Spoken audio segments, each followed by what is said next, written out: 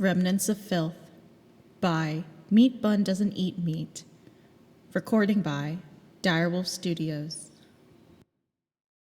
Chapter 1. Stain.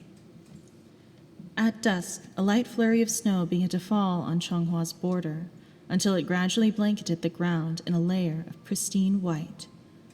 The wheels of lumbering carriages and the feet of passerby left uneven trails across the expanse. The meat pie seller, Wang Ermazi, shouted with all his might as his breath puffed out in dense clouds. Meat pies! Meat pies! Fresh out of the oven! He clanged the gong next to his oven as he peddled his goods.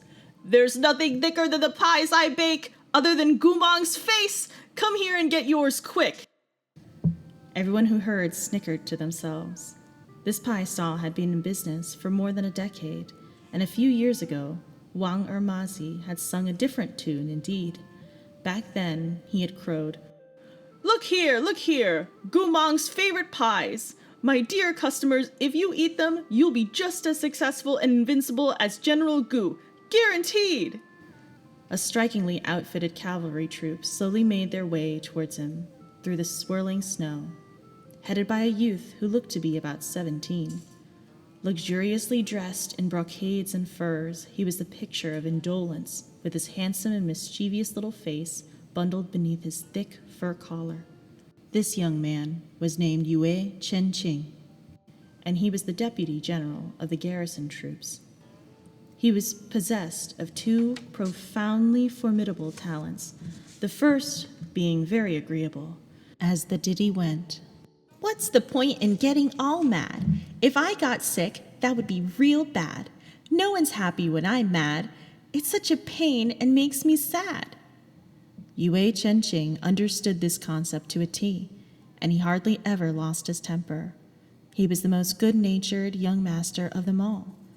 The second talent was making himself comfortable as possible. He never stood if he could sit, nor sat up if he could lie flat. Ching's favorite thing to say was, I'll drink all the wine I've got tonight and mooch off my bros tomorrow. He never deprived himself when it came to enjoying nice things. He downed all his liquor the day he received it and took women to bed without wasting time on talk. As for patrolling, he'd have his fun, and then he'd patrol. The frontier fortress at the northern pass had many markets like this, most of which sold things like animal hides, herbal medicines, spirit stones, and slaves. These places weren't terribly interesting, but compared to the bitter tedium of army life, they made for a decent way to pass the time. I'll take that 7-tailed spirit cat. Go buy that gu hao niao tail feather for me too.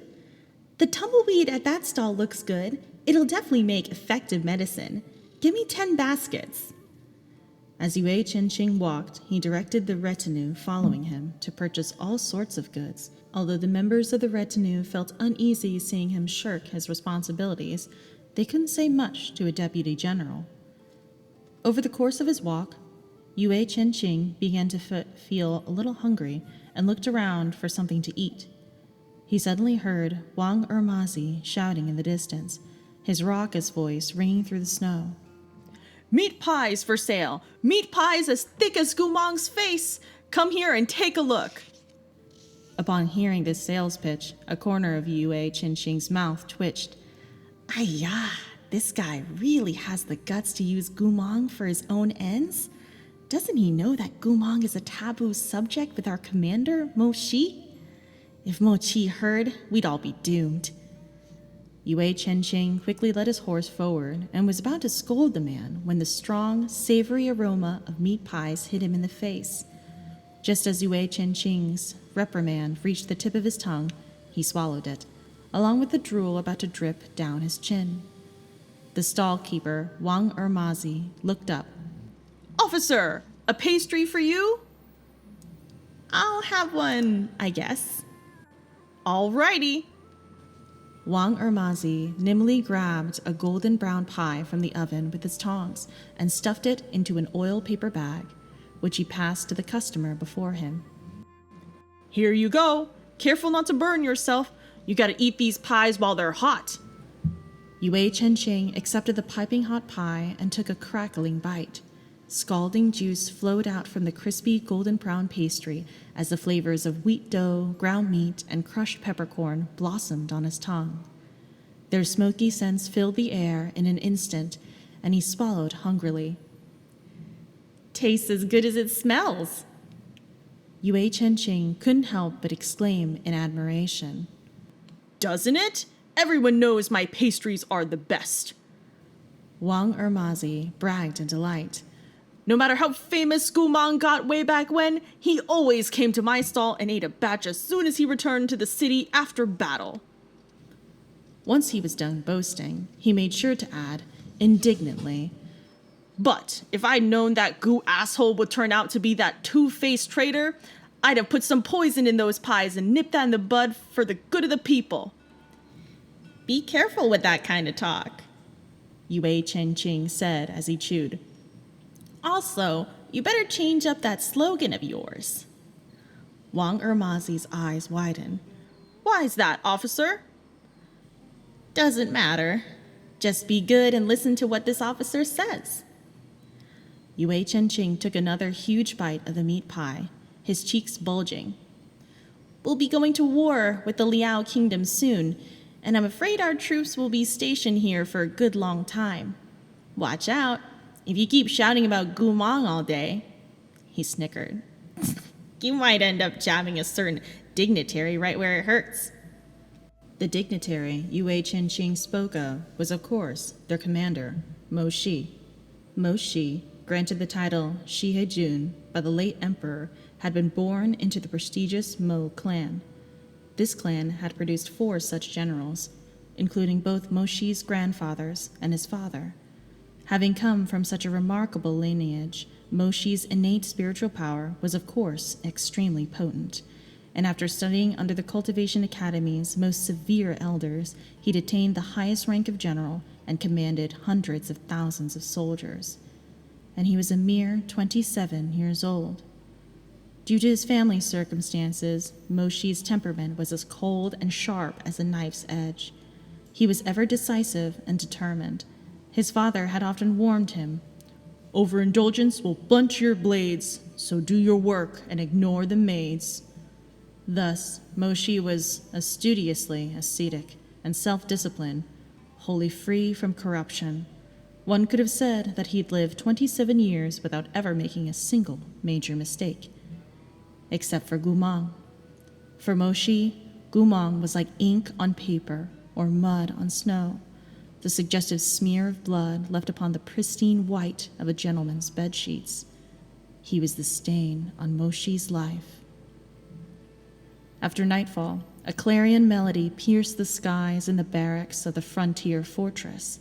The opera singer's voice was languid and slow as it drifted, ghost-like across the frost.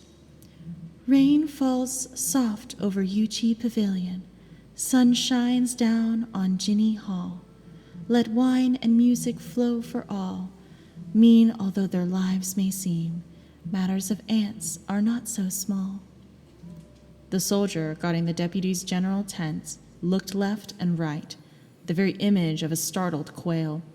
At the sight of a tall, black-clothed silhouette approaching, he couldn't help but pale and lift the tent flap in panic.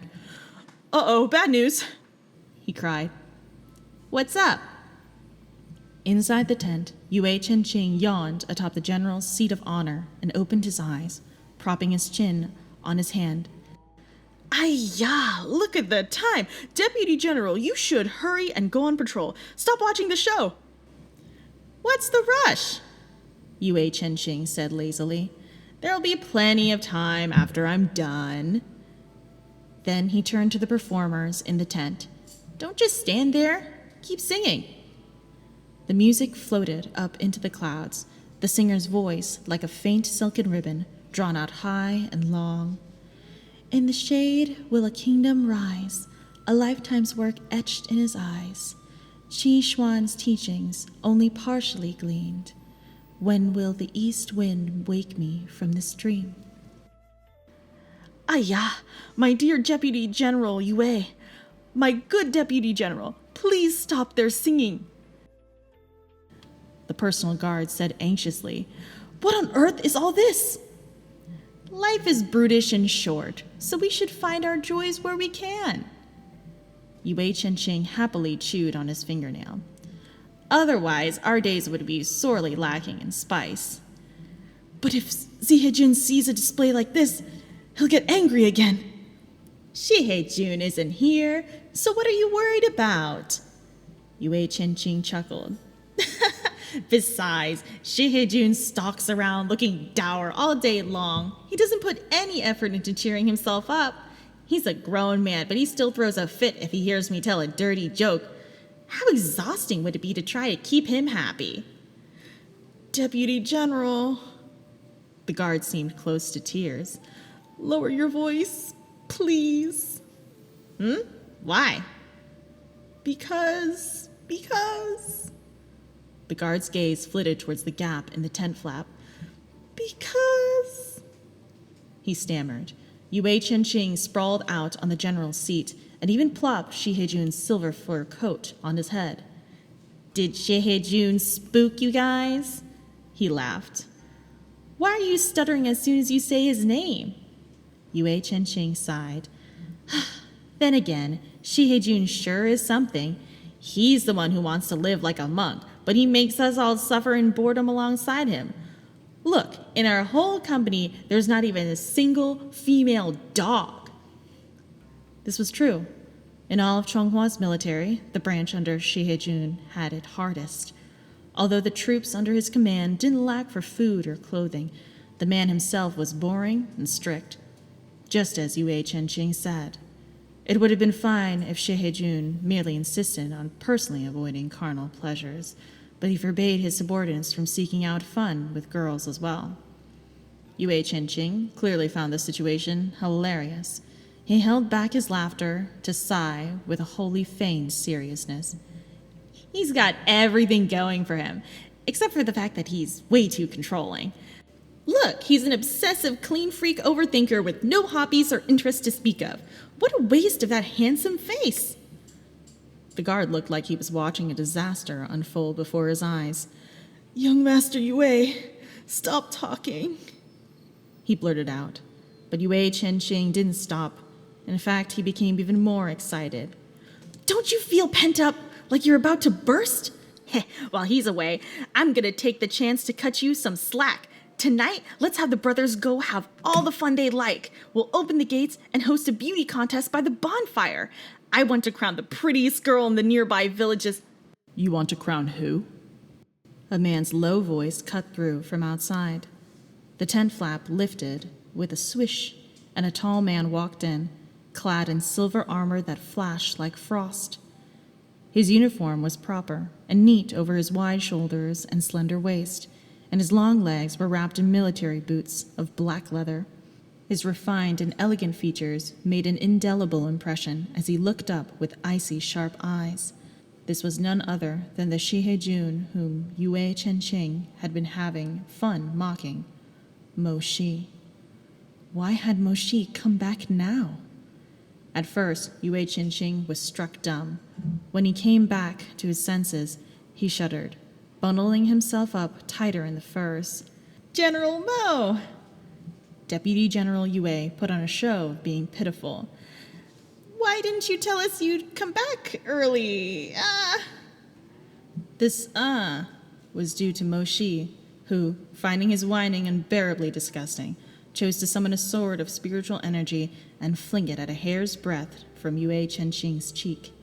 Having narrowly avoided decapitation, Ching scrambled up from the general's seat. "Jun, how come you're always so violent?" he demanded, pushing his hair out of his face. "You're questioning me before I've had the chance to question you? Tell me, why are there women among my troops?" Mo Shi shot a glance at the petrified songstress before turning back to stare at Ching. "You brought them here?" Ching initially wanted to keep complaining, but he quailed the instant he met Mo Shi's eyes. "Don't be like that. I was only listening to a song, okay? A famous song from Chen. Does Jun want to hear it too?" Moshi's expression was cold and annoyed. Obscene music, he said irritably. Drag them out. Thankfully, he didn't end that sentence with, and have them beheaded. Ching went back to whining as he curled up atop the general's seat, the picture of misery. You're so cold-blooded and heartless. I'm going to tell my dad you were mean to me. Moshi glanced at him. You can also get out. Ching was struck speechless. After Ching left in sulky silence, Moshi sat down alone in the tent. Stripping off his black dragon skin gloves, he pressed pale, slender fingers to his temples and slowly closed his eyes. In the lamplight, he looked almost ill, his complexion sickly and pallid. That, paired with the restrained ruthlessness that always lingered in his eyes, made him look even more worn down. He looked as if many things weighed on his heart. Not long ago, he received a secret letter from Chenghua's imperial capital of urgent importance. A missive personally written by the current emperor of Chenghua and affixed with a blood seal that only Moshi could open. After this letter was delivered, Moshi had to read it 3 times over to be sure he hadn't misunderstood. Gumang was returning to Chenghua. Even now, the letter was tucked away in Moshi's coat, warmed by the heat of his chest, pressed where his heart beat strong and steady. Gumang was returning to Chenghua. This news was like a thorny bramble caught in his ribs, and it filled him with a prickling pain. Moshi furrowed his brow, striving to suppress his black mood, but in the end, that burning rage still poured out. His eyes snapped open as a long, leather-clad leg kicked out and overturned the table in front of him with a loud crash. Ayah, General Mo! The guard, keeping watch outside the tent, leaned in through the flap, uneasy with fear. Please calm yourself. It's only natural to play around at young Master Yue's age. It's this subordinate who failed to appropriately handle the matter and neglected to stop young Master Yue from listening to that opera. If you want to punish or blame anyone, you need only say so, but by all means, don't make yourself sick. Moshi whipped around. In the dim light, his eyes were like sparkling flame. Get out. Silence. No one is allowed inside without my express permission. Yes, sir. The tent flap lowered again, leaving a terrifying stillness on either side. The only sounds were the wail of the northern winter's wind, the movements of soldiers in the distance, the soft crunch of snow beneath military boots, and the whinnying of war horses in the spirit beast encampment. Moshi turned his head to stare down at the mulberries rolling across the floor. It was as if those berries were the heads that Gumang had personally plucked off these past few years. He wondered how this person, who had committed so many cruel, wicked, and vile acts, who had betrayed his country, comrades, and friends, who had earned an evil reputation, blood debts, and deep hatred, could have the courage to return. How could Gumang have the nerve to return? Moshi collected himself. Only after making a great effort to calm his mind did he take out the letter, worn ragged from repeated reading. The emperor had written in his upright, elegant hand, "The Liao Kingdom wishes to declare an armistice. To demonstrate their sincerity, they will escort the traitorous General Gumang back to the capital. Gumang is of our Chenghua and once enjoyed our trust. Instead of repaying that trust with loyalty, he turned traitor for his own gain. For the past 5 years, he has plundered his mother country, ravaged the peace of this native land, and slaughtered his former comrades, and forsaken his past friends. Such crimes cannot be pardoned. In 10 days, Gumang will return to the city in shame. With the need for vengeance so widespread, we cannot make a decision alone, and urgently write to each noble lord for comment.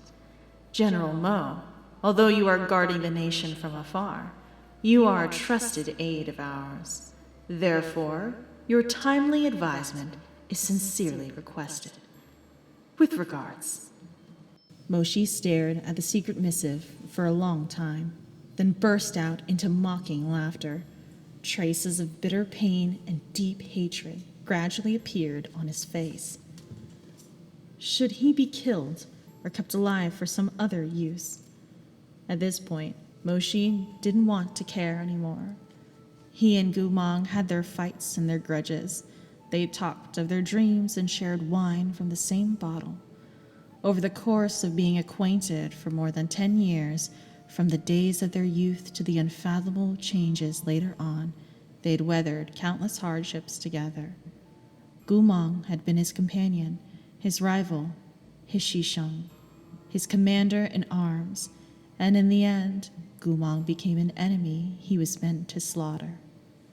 Their relationship had been doomed to fragility since the beginning. After Gumong turned traitor, Moshi broke off with him completely, turning his back without hesitation on years of friendship. Nowadays, when people spoke of them, they probably all said something like, "General Mo and Gumong?